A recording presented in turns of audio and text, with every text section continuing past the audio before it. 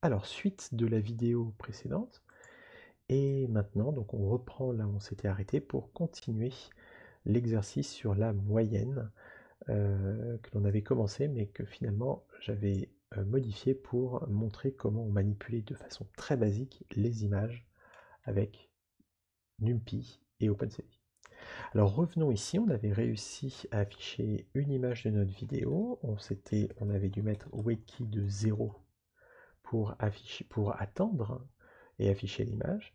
Comment va-t-on faire pour afficher les autres images de la vidéo? Et bien en fait, ce que l'on va faire, c'est que l'on va dire que tant que S est vrai, c'est-à-dire tant que la vidéo, que l'image a été lue avec succès, on va afficher l'image, on va attendre pour que l'image apparaisse, et ensuite on va lire l'image suivante. Donc on va recopier cette ligne de code, et on va la placer ici. Voilà. Donc tant qu'on a lu une image avec succès, on affiche cette image, et on lit la prochaine image de la vidéo. Et on va continuer jusqu'à ce qu'il n'y ait plus rien à lire dans la vidéo. Une fois qu'on sort de la boucle while, on peut tout simplement s'arrêter. Alors lançons ce code et voyons ce que ça donne. On affiche la première image de la vidéo, mais il faut appuyer sur la touche entrée, puisqu'on a bien mis dans notre code qu'il fallait appuyer sur la touche entrée pour afficher la prochaine image. Donc on appuie sur la touche entrée, on a la prochaine image, encore la touche entrée, et on peut laisser entrée appuyée, et on peut voir la vidéo défiler. Ce n'est néanmoins pas très pratique d'avoir à tenir entrée appuyée, donc on va voir comment faire pour éviter cette entrée. Donc on peut ici dans PyCharm cliquer sur le bouton Stop pour arrêter le programme, là où on en était, et ensuite sur la petite tête de mort pour détruire toutes les fenêtres générées par le programme. Donc revenons ici, et en fait, cv2.wakey prend un paramètre qui est 0. Ce paramètre dit combien de temps en millisecondes le programme va attendre que l'utilisateur appuie sur la touche entrée avant de passer à la suite. Quand il vaut 0, ça veut dire qu'on attendra indéfiniment que l'utilisateur appuie sur la touche entrée pour passer à la suite du programme. Si on met 1, on attendra le temps le plus court possible que l'utilisateur appuie sur la touche entrée avant de passer à la suite du programme. Et c'est ce que l'on va faire. On va mettre 1, et ce qui va faire que notre vidéo va se dérouler à haute vitesse, certes, puisqu'on ne respecte pas les 24 images par seconde d'origine de la vidéo, mais en tout cas on voit qu'on est capable donc de lire dans OpenCV, dans Python, les images de la vidéo et de les afficher les unes après les autres. On va appuyer sur le bouton Stop, voilà, et le processus ici c'est terminé, on va pouvoir continuer. Alors ici, ce qu'il faut faire, c'est normalement calculer la moyenne des images. Or, comme j'ai dit précédemment, on ne peut pas charger toutes les images en mémoire de la vidéo pour ensuite faire la somme. On va devoir faire la somme au fur et à mesure qu'on lit les images. Donc pour ça, on va créer une image qu'on appellera image moyenne,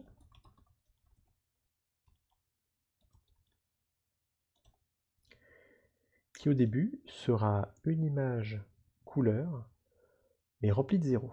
Donc pour ça, on utilise la fonction de NumPy qui s'appelle zeros, donc np pour NumPy, puisqu'on a renommé NumPy en 0. Donc on va dans la bibliothèque de NumPy, on fait la fonction 0 pour dire que l'on veut créer en fait un tableau rempli de 0.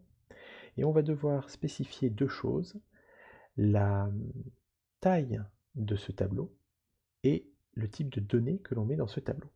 Alors la taille du tableau, elle est assez simple, c'est directement image.shape. Évidemment, effectivement, l'image résultat aura la même taille qu'une image de la vidéo. Ensuite, les valeurs que l'on mettra, ce sont en fait des octets non signés. Ce sont des valeurs entre 0 et 255, et en informatique, on appelle ça des octets non signés, puisque ça tient sur 8 bits, c'est-à-dire 8 petits 1 ou 0, et on ne considère pas le signe, ce sont des nombres positifs. Donc on va mettre np.uint8. Toutes les images, en fait, noir et blanc, ou même couleur, sont codées pour chaque pixel sur des octets non signés 8 bits. Donc on manipulera toujours cela quand on manipule des images. Si on mettait autre chose, cv2.imshow ne serait plus capable d'afficher l'image. Pour que cv2.imshow fonctionne, il faut lui donner un tableau où les éléments sont faits d'octets non signés 8 bits. Donc de U pour unsigned, int pour integer entier et 8 pour 8 bits, c'est-à-dire un octet. Alors ce que l'on va faire, c'est que l'on va, à chaque fois que l'on aura lu une image, on va l'additionner dans image moyenne. On va donc faire à chaque tour image moyenne égale image moyenne, c'est-à-dire ce que l'on avait précédemment, plus on va lui rajouter l'image en cours que l'on est en train de lire.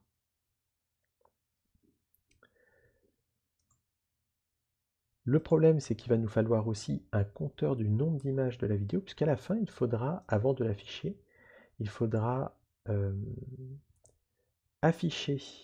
diviser image moyenne par le nombre d'images de la vidéo, puisqu'on fait une moyenne de toutes les images.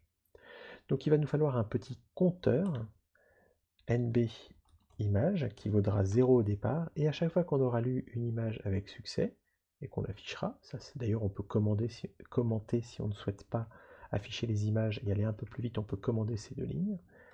En tout cas sinon, on peut faire nb image plus égale 1, c'est-à-dire qu'on rajoute 1 à nb image, ou si on préfère ne pas utiliser plus égal, on peut faire nb image égale nb image plus 1, c'est équivalent.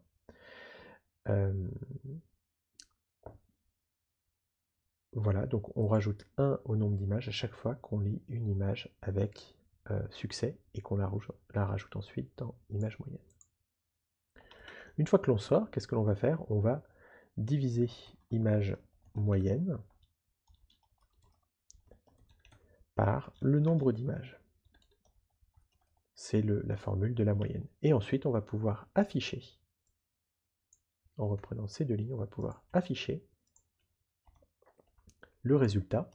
On le mettra dans une fenêtre nommée résultat. On affichera non pas image, mais image moyenne. Et on fera un cv2.8 qui est 0 pour mettre le programme en pause jusqu'à ce qu'on appuie sur la touche entrée. Ça ne s'exécutera pas dans la boucle, c'est bien en dehors de la boucle. C'est pour ça que c'est recalé par rapport au mot-clé while. On peut lancer le programme. Donc le programme lit toutes les images et calcule au fur et à mesure, additionne au fur et à mesure toutes ces images dans image moyenne. Donc image moyenne va contenir toute la somme des images et on va attendre avant d'avoir le résultat. Donc là je vous propose de faire stop. Et en fait, on va ici rajouter une petite condition, on va simplement traiter les 500 premières images de la vidéo, on verra bien ce qu'il en sortira. Donc ici, le while else, je vais rajouter une condition, donc tant que l'image est lue avec succès et que nbImage est inférieur par exemple à 500. Dès que nbImage atteindra 500, on sortira de la boucle while et on aura fait comme ça la moyenne des 500 premières images de la vidéo. On peut lancer le code, on attend que ça défile, et voilà le résultat que l'on a, qui n'est effectivement pas tellement le résultat escompté, puisqu'on est quand même loin de quelque chose qui ressemble ne serait-ce qu'à l'image de départ. Alors que s'est-il passé? Où est le problème? Le problème est en fait ici. Image moyenne, c'est donc un tableau qui va contenir uniquement des valeurs entre 0 et 255. Puisqu'effectivement, à la fin, quand on va afficher image moyenne, on souhaite avoir une image et donc avoir des pixels avec des valeurs entre 0 et 255. Cependant, pendant notre calcul ligne 12, image moyenne, à chaque fois on additionne des valeurs des pixels de image. Donc rapidement, ces valeurs qu'on additionne au fur et à mesure vont dépasser la valeur 255. Or, comme on a dit que image moyenne, chaque pixel n'avait qu'une capacité de contenir le nombre au maximum 255, et bien dès que dans image moyenne on va additionner une valeur qui dépasse 255, cette valeur va reboucler sur 0. Et ensuite 1, 2, 3, 4, etc. Donc on va avoir ce qu'on appelle un overflow, c'est-à-dire, si vous voulez, on va avoir dans l'addition une retenue, entre quand on fait l'addition d'image moyenne et d'image, une retenue qui ne sera pas traitée et qui sera détruite. Ce qui fait que nécessairement, on va avoir, euh, le mauvais résultat. Imaginons par exemple que on fasse l'opération 950 plus 100 et que l'on n'ait que 3 chiffres disponibles dans notre zone mémoire, qu'on n'ait pas 4 chiffres. Eh bien, qu'est-ce qui se passe quand on fait 950 plus 100? On fait l'addition, on trouve sur les 3 premiers chiffres 0, 5, 0, et normalement le 4e chiffre vaut 1, puisque 950 plus 100, ça vaut 1050. Seulement ici, on n'a pas d'emplacement mémoire pour ce 4e chiffre, donc il saute. Et résultat, 950 plus 100 nous donne 50. C'est exactement ce qui se passe ici, mais sous forme binaire. On n'a que 8 places mémoire pour stocker nos petits bits d'information, nos petits 1 et nos petits 0. Et on n'en a malheureusement pas assez quand on fait les additions des valeurs de images dans nos images moyennes. Il nous en faudrait plus. Donc pour résoudre le problème, eh bien, au lieu de faire image moyenne sur 8 bits, on fait image moyenne sur 64 bits. Alors là, on aura vraiment beaucoup plus de place, puisque l'on pourra coder des valeurs allant jusqu'à 2 puissance 64 moins 1. Donc c'est plutôt bien, sauf que maintenant, il va falloir modifier la ligne 15, puisque je vous rappelle, IMShow ne pourra pas afficher une image qui est codée sur 64 bits. Donc il va falloir, au moment de l'affichage, convertir l'image. Alors ça, on peut le faire à la ligne 16 en fait. On va écrire ici np.unit8 et entre parenthèses image moyenne. On peut se permettre de faire ça puisqu'on est sûr maintenant que comme à la ligne 15 on divise image moyenne par nb image, et donc on fait le calcul de moyenne, on est sûr que, étant donné qu'on fait des moyennes de valeurs entre 0 et 255, le résultat de cette opération nous donnera pour chaque pixel une valeur entre 0 et 255. On peut donc maintenant convertir l'image en 8 bits, c'est-à-dire en disant qu'on a juste par pixel assez de mémoire pour des valeurs entre 0 et 255, puisqu'on est garanti d'avoir uniquement des valeurs entre 0 et 255 une fois que la ligne 15 a été exécutée. Voyons le résultat.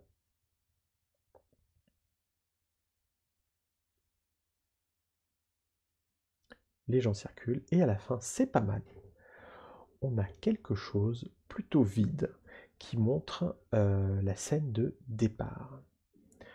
Donc on a quelque chose qui ressemble, on va pouvoir améliorer un tout petit peu le code pour le rendre un peu plus sympathique à l'exécution pour les étudiants. Alors d'abord, on va retirer notre condition sur le nombre de frames pour traiter toute la vidéo.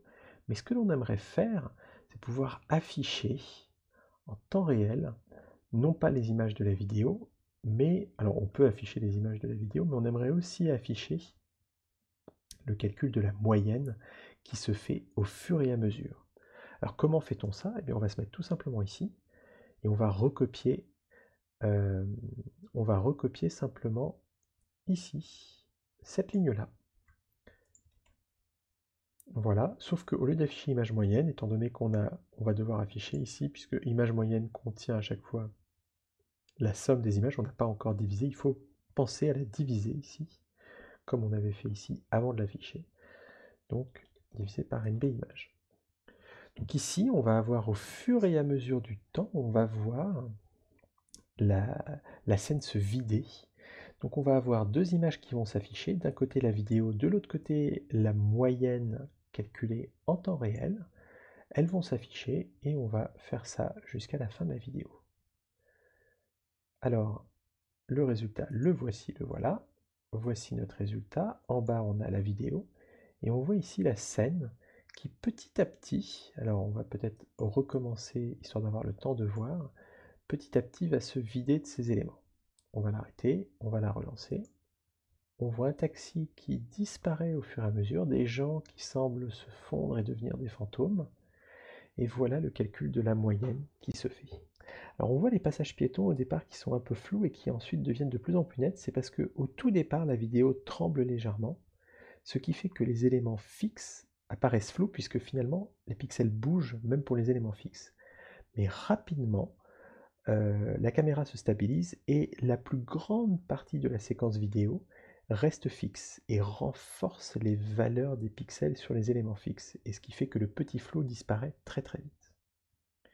Là, on voit que les gens ont fini de traverser. On va bientôt voir les voitures bouger, comme ici, c'est 2 taxis. On attend, donc ils ont commencé... Ah non, c'est pas ces taxis qui ont commencé à bouger, c'est les autres taxis, je pense. Voilà, ces 2 taxis sont toujours en place. Mais dès qu'ils vont bouger, voilà, derrière, c'est la vidéo en temps réel.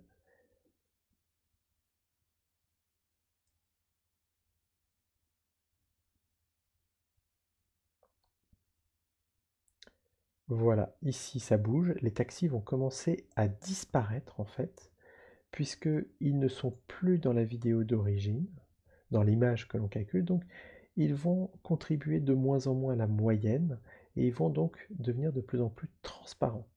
Si on a suffisamment d'images, ils disparaîtraient complètement. Si la séquence est trop courte, étant donné qu'ils sont restés assez longtemps à la même place, ils vont quand même être visibles jusqu'à la fin. Là, les gens traversent à nouveau, mais finalement ce sont des objets en mouvement, donc au final on va voir disparaître au fur et à mesure les gens qui attendaient sur le côté, ici, et ils ne vont pas non plus spécialement contribuer à quoi que ce soit sur le passage piéton parce qu'ils bougent rapidement. Voilà, donc avec le temps on voit de moins en moins de modifications se faire sur l'image moyenne, mais pourtant l'image continue à évoluer très légèrement. Les gens disparaissent de plus en plus, les voitures aussi. Certaines apparaissent, on voit une nouvelle voiture apparaître ici, qui est une voiture grise, qui est ici en attente.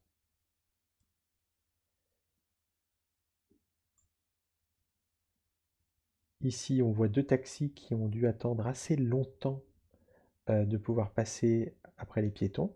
Donc, comme ils se sont arrêtés assez longtemps, on voit encore leur contribution comme des taxis fantômes.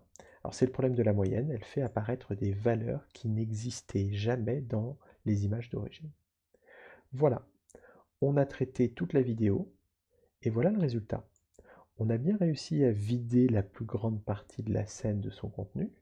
On voit encore un petit peu de fantôme entre guillemets ici et ici sur les zones piétonnes. Ce sont les gens qui attendent très longtemps sans bouger que le feu passe au vert. Donc ces gens-là ne bougeant pas, on les voit toujours comme s'ils étaient... Enfin, ne bougeant pas beaucoup, pardon, on va les voir comme des fantômes, puisqu'ils contribuent légèrement à l'image de moyenne, tout comme les voitures. Et on voit des gens qui, eux, ne bougent jamais, ou quasiment jamais, de la séquence vidéo, comme ce monsieur. Il est resté très très longtemps debout contre ce que je pense être la sortie du métro. On voit dans la dernière image qu'il n'est plus là, il s'est déplacé. Néanmoins, il est resté très longtemps ici, c'est pour ça qu'on le voit très bien sur la moyenne. Donc on peut valider. On peut relancer pour voir ce fameux monsieur qui reste longtemps en position. Donc il est là. Et là, il va se reculer, se placer ici pour être un peu plus confortable, et ensuite il ne bouge plus pendant longtemps. Il doit attendre quelqu'un. Ce qui fait que la position qu'il avait au départ va petit à petit disparaître. Il va disparaître d'ici, mais par contre il va apparaître ici. Voilà, donc n'hésitez pas à attirer l'attention des étudiants sur tous ces petits détails qu'on voit apparaître sur la moyenne, sur pourquoi des voitures apparaissent, pourquoi des piétons apparaissent, comme ce monsieur ici, qui lui aussi ne bouge pas. Il reste là, ici, et c'est pour ça qu'il va s'imprimer sur notre image de moyenne, puisque c'est comme si c'était un élément fixe. Au bout d'un moment, il va partir. Mais pour le moment, il ne bouge pas. Voilà, il est parti, et ce qui fait que maintenant, petit à petit, il va devenir de plus en plus transparent. Par contre, notre monsieur toujours appuyé contre le métro, lui, ne devient pas du tout transparent. Il reste bien ici. Voilà, le monsieur qui était là, lui, a commencé à devenir transparent. Donc la moyenne permet aussi, si on voit sur la moyenne des gens apparaître, de voir les gens fixés, qui attendent quelque chose. Voilà. Aussi sur, par exemple, une aire d'autoroute ou sur des voies d'autoroute, si la moyenne fait apparaître des voitures, eh c'est un problème, ça veut dire qu'il y a des voitures à l'arrêt, donc soit un embouteillage, ou soit des véhicules en panne. Voilà donc le résultat que l'on obtient. Donc là, il est toujours en cours de calcul, mais on l'a vu tout à l'heure, on peut donc faire stop. Voilà, donc c'est un code qui n'est pas très complexe à mettre en place. Il faut juste, à mon avis, donner aux étudiants la trame pour lire les images d'une vidéo, puisque ça, ils ne peuvent pas le comprendre eux-mêmes. Il faut cependant insister sur le fait qu'on ne peut pas lire l'intégralité de la vidéo pour stocker les images dans un immense tableau. Cela prendrait beaucoup trop de place, donc je répète, hein, si la vidéo fait 1280 lignes par 720, 1280 colonnes par 720 lignes, comme c'est le cas ici, à 24 images par seconde à peu près, sur 4 minutes, avec chaque pixel qui tient sur 1 octet de mémoire, étant donné que chaque pixel tient sur 3 octets de mémoire, puisque chaque valeur rouge, vert, bleu tient sur 1 octet, eh bien il faudrait 15 Go de mémoire RAM à l'ordinateur pour gérer l'image sans souci. Ce sera peut-être possible dans une dizaine, voire une vingtaine d'années, mais aujourd'hui c'est un petit peu exagéré, surtout qu'on peut faire ça. Voilà donc la conclusion de cet exercice sur la moyenne, et la vidéo suivante, on va faire la même chose avec la médiane, et évidemment ça va être beaucoup plus compliqué.